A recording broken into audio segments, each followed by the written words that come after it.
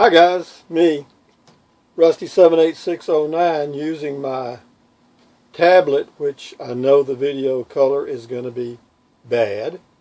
It'll be grainy. However, still having some problems uploading using my other smartphone with a better picture. But I can't do anything about it right now, so that's enough said about that. I'm working on it. I'm telling you, I'm working on it. But this is an old Samsung tablet, and for some reason the color will start off okay and then change. Why, I don't know. I've tried a lot of different things. But anyway, this is January the 27th. It is 1:01 p.m. Central Standard Time. It's about 50 degrees outside and clear. Supposed to be in the 30s tonight and then the 60s tomorrow, and then starting a few days from now we'll be back to the 70s and 50s, which is good. But anyway, I got a comment that I thought I'd respond to, and at the same time I want to see if I can upload this video, because this one is in about 480p, which is very low quality, and the other, on my other phone, the one that I use most of the time, 90% of the time, is in HD. And for some reason the HD videos don't want to upload, and I want to see, this is a test. In addition to answering some comments, it's also a test. So anyway, I got a comment here. This gentleman says, 30 years debt-free, minimalist living, 68 years old, Northern California, 6'2", 165. I recognize that. I'm 6'2", and this morning I was 164.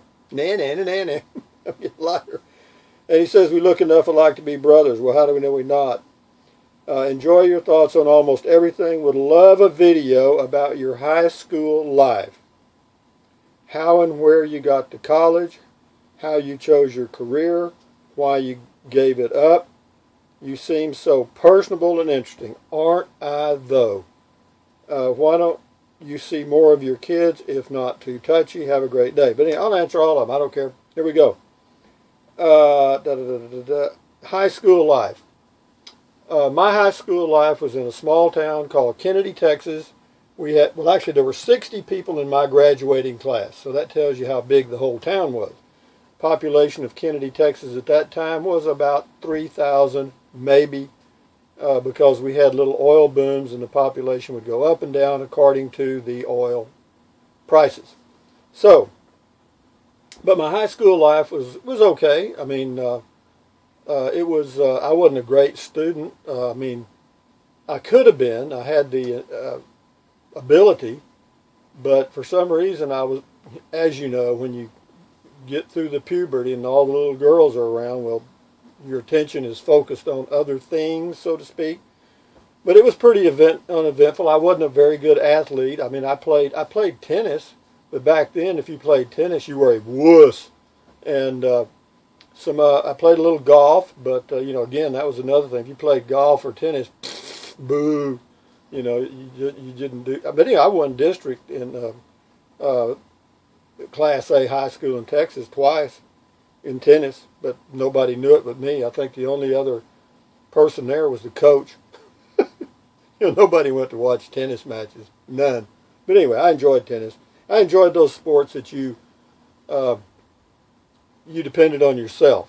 And in fact, later on, I enjoyed racquetball, handball, and stuff like that because you were in charge. Anyway, I don't know why that is, just the way it is. I mean, as far as basketball and football and stuff, I played. But when the coach sent me in, we were ahead 500 to nothing. Okay? I mean, that's a fact. Me and another guy, I won't mention his name, but we used to laugh, because if one of us got sent in, it was like, boy, howdy. What the shit do we do now?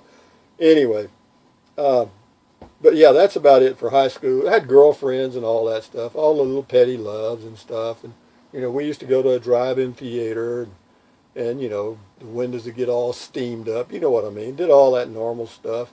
Ate popcorn and stuff. And, of course, we'd sneak a few drinks. I used to go get somebody to buy a little whiskey or something, and we'd put it in our Cokes, later on. And of course, drinking beer was kind of a thing to do, and we'd buy quarts of beer. So, but anyway, it was just no drugs. We didn't even know what marijuana was. We did beer and a little booze every now and then, and that was it. And not often that, because we worked. Or I did, because I lived on a farm. And let's see what else we got here. High school life. That's about it for high school. How and where you got to college. That was a different thing for me. See, that was in the 60s. That was right in the middle of the Vietnam War. Okay, a lot of people wanted to go to college to avoid the draft. And a lot of people did go to college to avoid the draft, the ones that could afford to, and the ones that could afford also in the Northeast that ended up in Canada, and then later on they granted them amnesty. Boo! I didn't know about that. I mean, anyway, I got drafted. But anyway, having said that, I didn't. No one in my family had ever been to college, knew nothing about college. I had no one to really ask. I didn't know anybody that went to college. And so, but I tell you how I got into it. It was really by accident. It was in like 1964 or 5, I guess. I graduated in 63, but I went to work for different, I did different things, not much in the way of career for sure. And anyway, I ended up working on a seismograph crew. It's one of those groups that goes out and searches for oil. You drill holes, put dynamite in the ground and blow it up, and then the ground shakes, and these seismometers pick up those shakes and give you a readout, and certain patterns mean there's possibly oil there. And anyway, that's what I did that for a while. But anyway, I was in near Gonzales, Texas, and I had a good friend there on the pipeline. I won't mention his name. He's dead now anyway. But we were out. It was cold. It was cold. It was in like January. The wind was blowing. It was, sleet. I mean, it was just crap. It was miserable. There we were out in the middle of the boonies rolling out these cables. It was hard work, and our hands were freezing. And anyway, we took a little break waiting for them to, quote, shoot the holes is what we called it. And, sometimes you'd get an hour or two before they finally shot, so you had plenty of time. It wasn't like we killed ourselves, but when you did work, it was a lot of effort because the reels were heavy. And but anyway, we were sitting there talking, and this guy says, he said, I'm going to be starting college. No, this must have been in December, because he said he was going to start college in January. And I thought, you're going to what? He said he was going to go to college. And I thought, why in the hell are you going to do that? And he said, well, he wanted to go to college. And I thought, well, hell, that's great. And so anyway, I asked him where he was going to go. He said he was going to go to Victoria Junior College, which is like a community college back then in Victoria, Texas. So it wasn't a few days later, I drove over to Victoria from Kennedy, where I live, 60 miles away, and I went to the college. And I went in, and straight ahead as you walk in the main entrance, there was a girl sitting behind a wall with a little window, kind of like a bank, I guess. And she was sitting there. She said, "Can I help you?" And I said, "Yeah, you sure can. I want to go to college." Shit, I didn't know what else to say. She said, "Well, good. What do you want to major in?" I said, "Honey," I said, "I have no clue." She said, "Well, go to the registrar's office. That's a good place to start." I said, "Well, that's wonderful. Where in the hell, what is a registrar? And where do I find this creature?" I didn't know shit. I'm embarrassed to even tell the story, but it's true. And so anyway, I ended up in the registrar's office, and they gave me some information. I took some tests and all this kind of stuff over a period of days. Anyway, and I enrolled. I did. I damn sure did. And I can't remember what the tuition was. $275 for a semester. It wasn't much, and books weren't much. I had a little money. And anyway, got enrolled. I was taking 12 hours, 4 courses, 4 3-hour courses. And I was majoring in, what did I pick? Oh, biology. I didn't know shit about biology. Anyway, I don't want this video to drag on too long. But anyway, so I did that thing. And in the first semester, I don't think I made a single grade above a C. In fact, most of them were D's and F's. And anyway, so that was the first semester. The second semester, I did the same thing, and they kicked me out. They put me on what was called enforced scholastic withdrawal. basically don't ever come back. And I didn't. But anyway, then I got drafted, and after I came back from that horrible experience, oh God, that was like dying and going to hell. But anyway, I came back and ended up in San Antonio, Texas, and I got a job at Sears working part-time. And then finally I got on full-time, and I thought, well, I'll go back to college. So they had a college there called San Antonio College, another junior college, I guess you'd say. And I went there, and this time I had my head on straight. And the first semester I took 4 courses, 12 hours, and I made all A's, straight up. And then I decided, because my brother-in-law was a CPA, I thought I'll be an accountant. I'll be a CPA. So I took accounting courses and business courses and maxed them all. And then I was going to go to Austin to the University of Texas, but I couldn't find a job there, a part-time job. I was married. My wife was working at Dillard's at that time, and she was making pretty good money actually. And I had a part-time job working midnight graveyard shift at an automotive research center, and together we were doing okay. So anyway, I decided I'd go to St. Mary's University in San Antonio, which is a Catholic private school. I'm not even religious. Couldn't even spell Catholic. But anyway, my brother-in-law had gone there, so I decided, hell, I'll go there. Was it expensive? Yes, but I got a Texas Opportunity Plan loan that paid for the tuition and books and some other help from the U.S. government. Anyway, so anyway, I spent some time there, 2 years. Yeah, I finally graduated from St. Mary's University in 1972 with a BBA in accounting, and then later on I went to graduate school and then became a CPA and did that for years. And it says, how did you choose a career? I chose it because my brother-in-law was doing it, and I did. That's it. That's it. End of research. Why did I give it up? Because I was making a lot of money.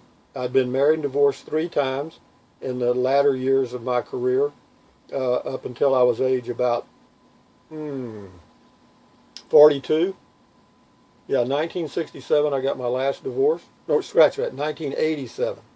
I was 42 years old, 42, and I got my last divorce. I was sitting on the porch of a 5-bedroom, 3-bath home on about 10 acres of land, and I owned it. I got stuck with it, okay? I got stuck with the debt, all of it, all of it. I don't mean part of it, I mean all of it. And that's the way it works in Texas.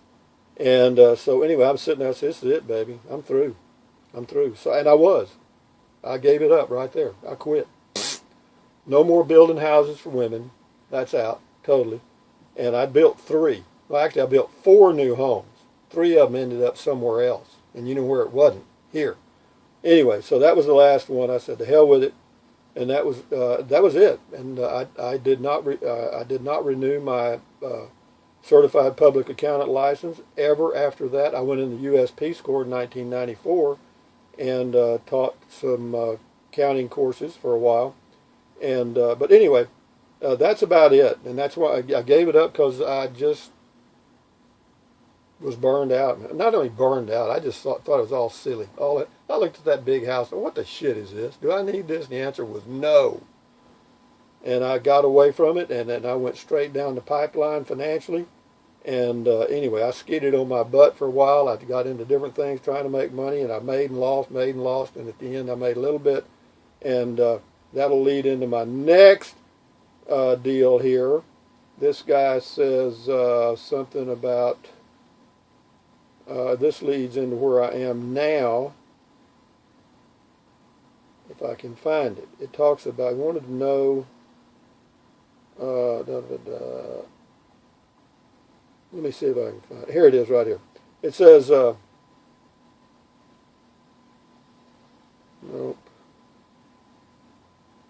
He asked me if,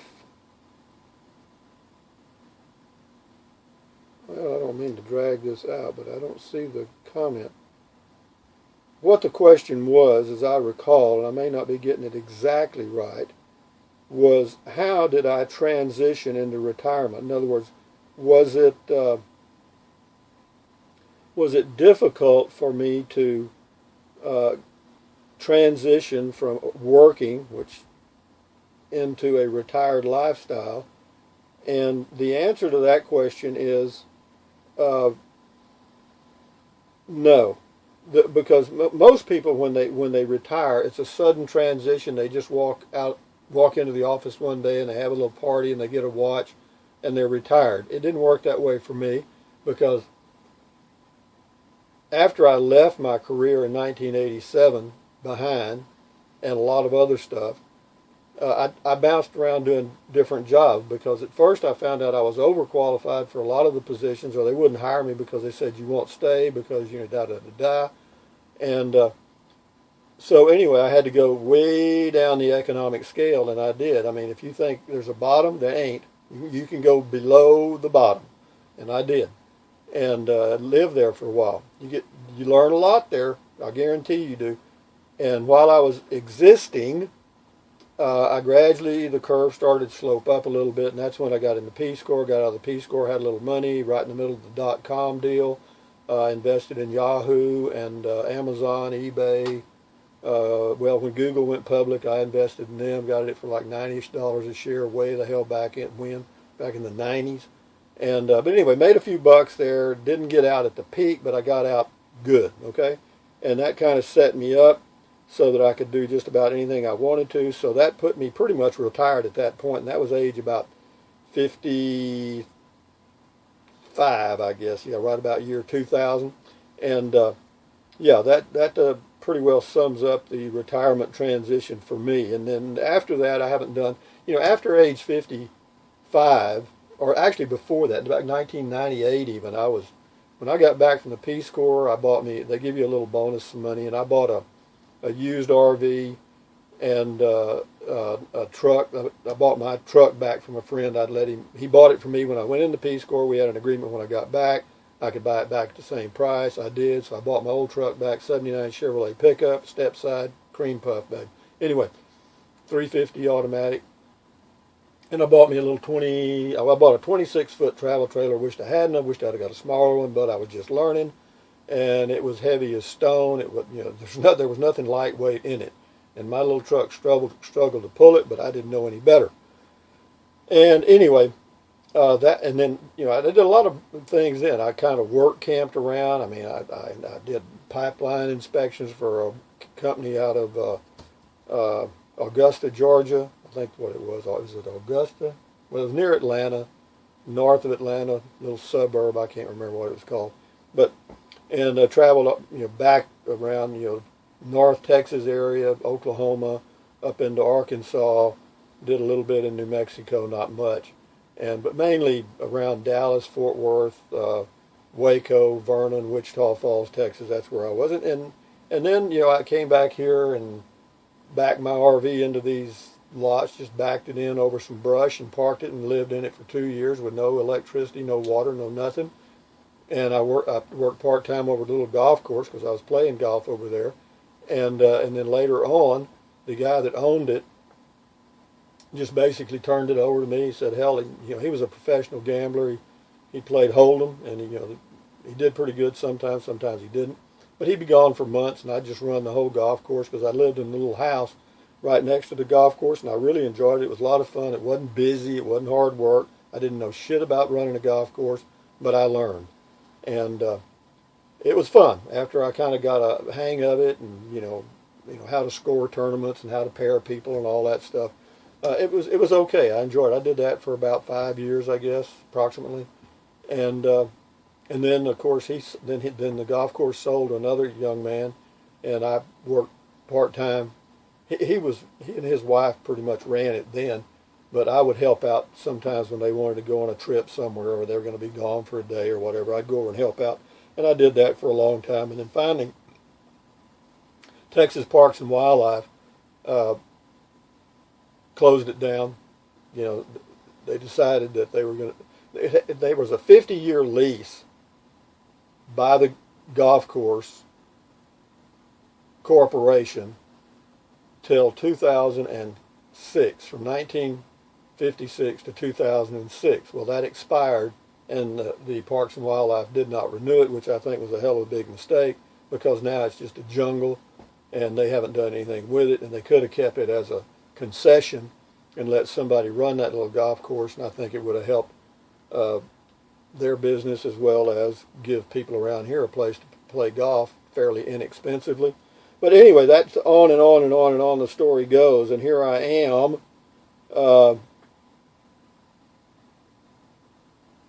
in a 26-foot RV, perfectly contented. Ever since I got used to RVing, in other words, once I got over that, there was a transition there, learning how to live in an RV.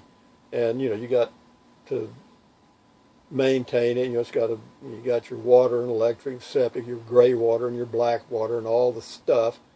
And, you know, once you get, it took me about 3 years actually to kind of get used to having a travel trailer and how to enjoy it. At first it was just work.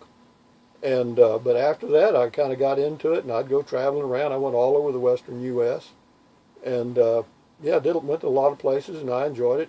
It was a little bit too big, and when I got rid of it, I did finally sell it, and I sold it. God, I don't know.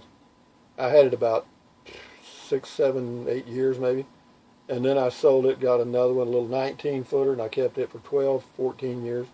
And but yeah, it's been great. You know, I say that 12 years. It could be that long. It was a 19-footer, and it was a perfect size.